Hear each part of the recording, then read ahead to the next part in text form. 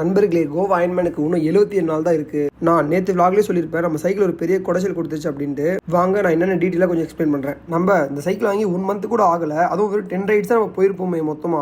Already நம்ம ஊர் கண்டிஷனுக்கு டயர் அடிக்கடி பஞ்சர் ஆச்சு. லோக்கல் எங்கேயும் காத்தும் அடிக்க மாட்டாங்க இந்த சைக்கிளுக்கு. அதனால அமேசான்ல இந்த பம்ப் ஆர்டர் போட்டு வாங்கியிருந்தேன். இதுல காத்துருச்சா காத்தே அடிக்க முடியல.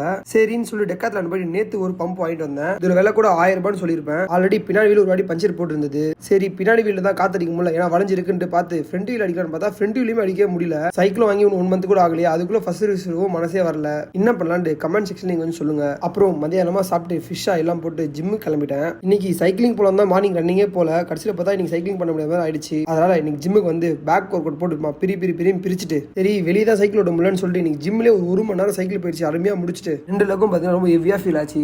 ரோடெல்லாம் யூஸ் பண்ணிட்டு இன்னைக்கு பார்த்தீங்கன்னா எல்லாருக்குமே விடுமுறை. எங்க டீம் பார்த்தீங்கன்னா கிரிக்கெட் மேட்ச் செட் பண்ணியிருந்தாங்க. நான் ஏன் இன்னைக்கு கிரிக்கெட் மேட்ச் போறேன்னு பார்த்தீங்கன்னா நமக்கு சிஎம் டிராஃபி போயிடுச்சு இருந்தது. அதனால ஜிம் போயிட்டு வீட்டுக்கு போல தான் பார்த்தேன். ஆனால் மனசு கேட்கல. ஆனால் போகிற வழியில் கொஞ்ச நேரம் மேட்சை போய் ஸ்பெக்டேட் பண்ணிட்டு வீட்டுக்கு போயிட்டு குளிச்சுட்டு கரெக்டாக வந்து பார்த்தா இடபிள்யூசி மேட்ச் ஆரம்பிச்சிருச்சு. ஆனால் இந்தியா ஒரு வாட்டியாச்சு இடபிள்யூசியில் டாப் 2 டாப் 3 முடிப்பாங்க பார்க்குறேன். ஆனால் இந்த வாட்டியும் முடியல. அப்புறம் எனக்கு எல்லா ஸ்கிரிம்ஸ் மேட்சும் முடிச்சதுக்கப்புறம் நைட் என்ன ஒன்று பார்த்தீங்கன்னா எங்கள் அம்மா பயங்கரமாக சமைச்சிருந்தாங்க. நம்மளும் ஒரு 3 சப்பாத்தி காய்கறிலாம் சூற விட்டு இரவு லைவ் ஸ்ட்ரீமிங்லாம் முடிச்சுட்டு நீ தூங்கி 1 மணி போல் ஆயிடுச்சு நண்பர்களே. சரி நாளைக்கு பார்க்கலாம், பாய்.